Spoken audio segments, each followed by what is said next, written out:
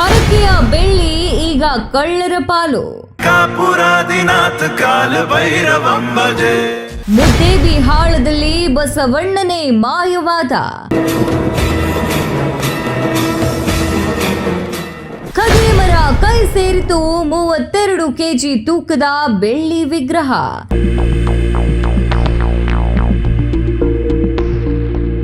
ಬಸರಕೋಡದ ಗರ್ಭಗುಡಿ ಈಗ ಶೂನ್ಯ.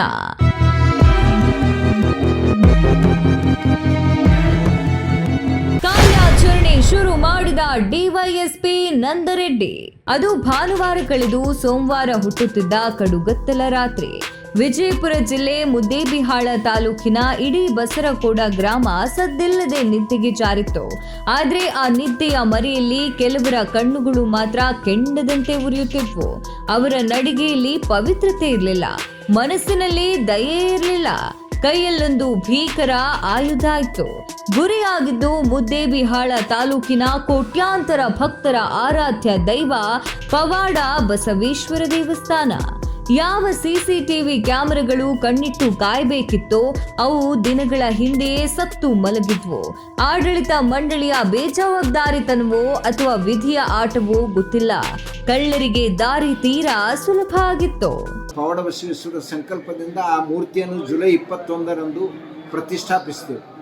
ಅದ್ದೂರಿಯಾಗಿ ಪ್ರತಿಷ್ಠಾಪಿಸಿಂದ ಅದು ಸುಮಾರು 32ರಿಂದ 35 ಕೆಜಿ ಮೂರ್ತಿ.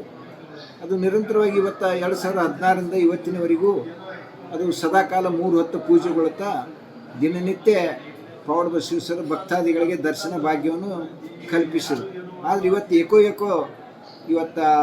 6ನೇ ತಾರೀಕು ಬೆಳಿಗ್ಗೆ 4 ಗಂಟೆಗೆ ನನಗೆ ಸಡನ್ಲಿ ದೇವಸ್ಥಾನದಿಂದ ಒಬ್ಬರು ಶಂಕರಲಿಂಗ ಮಹಾರಾಜ್ ಸಾಧು ಮಹಾರಾಜರಿಂದ ಫೋನ್ ಬಂದಾಗ ಆಶ್ಚರ್ಯಚಕಿತವಾಗಿ ಫೋನ್ ಎತ್ತಿ ಯಾಕ್ರಿ ಅಂತ ನೋಡುವಾಗ ಪವಾಡ ಬಸವೇಶ್ವರ ಮೂರ್ತಿ ಯಾರೋ ತೆಗೆದುಕೊಂಡು ಹೋಗಿ. ಆವಾಗಲಿಂದ ನಾನು ದೇವಸ್ಥಾನಕ್ಕೆ ಬಂದು ನೋಡಿದಾಗ ಆ ಬಾಕ್ಲಿ ಓಪನ್ ಆಗಿತ್ತು. 2 ಕೀಲಿ ಓಪನ್ ಮಾಡಿ ಆ ಮೂರ್ತಿಯನ್ನು ಯಾರೋ ದುಷ್ಕರ್ಮಿಗಳು ತೆಗೆದುಕೊಂಡು ಹೋಗಿದ್ದಾರೆ. ಇಷ್ಟುವರೆಗೂ ದೇವಸ್ಥಾನದ ಗರ್ಭಗುಡಿಯ ಕೀಲಿ ಮುರಿದು ಮುಖ್ಯಾಕರ್ಷಣೆಯಾಗಿದ್ದ ಬರೋಬ್ಬರಿ 32 ಕೆಜಿ ತೂಕದ ಬೆಳ್ಳಿಯ ಬಸವೇಶ್ವರ ವಿಗ್ರಹವನ್ನೇ ಖದೀಮರು ಹೊತ್ತೊಯ್ದಿದ್ದಾರೆ. ಈ ಸುದ್ದಿ ತಿಳಿತಾ ಇದ್ದಂತೆ ಭಕ್ತರು ಹಾಗೂ ಗ್ರಾಮಸ್ಥರು ಆತಂಕ ಮತ್ತು ತೀವ್ರ ಆಘಾತಕ್ಕೆ ಒಳಗಾಗಿದ್ದಾರೆ. ಅಸಲಿಗೆ ಈ ಕಳ್ಳತನದ ಹಿಂದೆ ಸ್ಕೆಚ್ ಕರಾರುವಕ್ಕಾಗಿ ಮೂಡಿ ಬಂದಿದೆ. ದೇವಸ್ಥಾನದ ಸಿಸಿ ಕ್ಯಾಮೆರಾಗಳು ಜೂನ್ 27ರಂದೇ ತಾಂತ್ರಿಕ ದೋಷದಿಂದ ಬಂದ್ ಆಗಿದ್ವು. ಆದ್ರೆ ಆಡಳಿತ ಮಂಡಳಿ ಅವುಗಳನ್ನ ದುರಸ್ತಿ ಮಾಡಿಸಿರಲಿಲ್ಲ. ಇದನ್ನೇ ಬಂಡವಾಳ ಮಾಡಿಕೊಂಡ ಕಳ್ಳರು ದೇವಸ್ಥಾನದ ಸಂಪೂರ್ಣ ಮಾಹಿತಿ ಪಡೆದುಕೊಂಡೇ ಈ ಕೃತ್ಯ ಎಸಗಿದ್ದಾರೆ ಎನ್ನಲಾಗಿದೆ. ಕಳೆದ 2016-17ರಲ್ಲಿ ಅಂದಿನ ಶಾಸಕ ಎಸ್ ಪಾಟೀಲ ನಡಹಳ್ಳಿಯವರು ತಾವು ಹೊತ್ತಿದ್ದ ಹರಕೆಯಂತೆ ದೇವಸ್ಥಾನಕ್ಕೆ 55 ಕೆಜಿ ಬೆಳ್ಳಿಯನ್ನ ದೇಣಿಗೆ ನೀಡಿದ್ರು. ಅದರಲ್ಲಿ ದೇವಸ್ಥಾನದ ಮಂಡಳಿಯು 32 ಕೆಜಿ ತೂಕದ ಬಸವೇಶ್ವರ ವಿಗ್ರಹ ಹಾಗೂ 20 ಕೆಜಿ ತೂಕದ ಶರಣ ಬಸವೇಶ್ವರರ ಮೂರ್ತಿಯನ್ನ ಮಾಡಿಸಿತ್ತು. ಅಷ್ಟೇ ಅಲ್ಲದೆ ಮಾಜಿ ಪ್ರಧಾನಿ ಎಚ್.ಡಿ. ದೇವೇಗೌಡ ಹಾಗೂ ಅಂದಿನ ಸಿಎಂ ಎಚ್.ಡಿ. ಕುಮಾರಸ್ವಾಮಿ ಅವರ ಸಮ್ಮುಖದಲ್ಲಿ ಭವ್ಯ ಮೆರವಣಿಗೆ ನಡೆಸಿ ಈ ಮೂರ್ತಿಗಳನ್ನ ಪ್ರತಿಷ್ಠಾಪಿಸಲಾಗಿತ್ತು. ಆದ್ರೆ ಇಂದು ಆ ಪ್ರಧಾನ ವಿಗ್ರಹವೇ ಮಾಯವಾಗಿದೆ.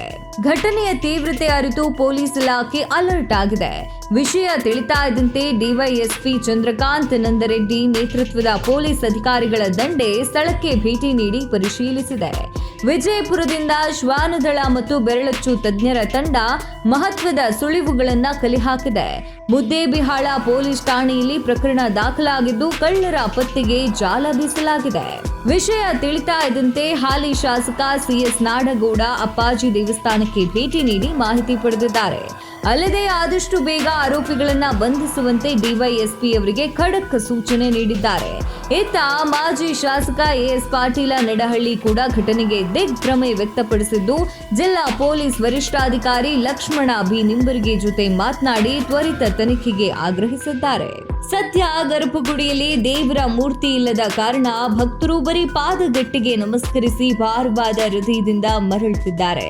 ಬಸರಕೋಡದ ಜನರ ಆರಾಧ್ಯ ದೈವವನ್ನ ಕದ್ದ ಖದೀಮರನ್ನ ಪೊಲೀಸರು ಎಷ್ಟು ಬೇಗ ಲಾಕಪ್ ಹಿಂದೆ ತಳ್ಳಲಿದ್ದಾರೆ ಎಂಬುದನ್ನ ಕಾದು ನೋಡಬೇಕಿದೆ. ಶಂಕರ್ ಹೆಬ್ಬಾಳ, ವಿಜಯಪುರ.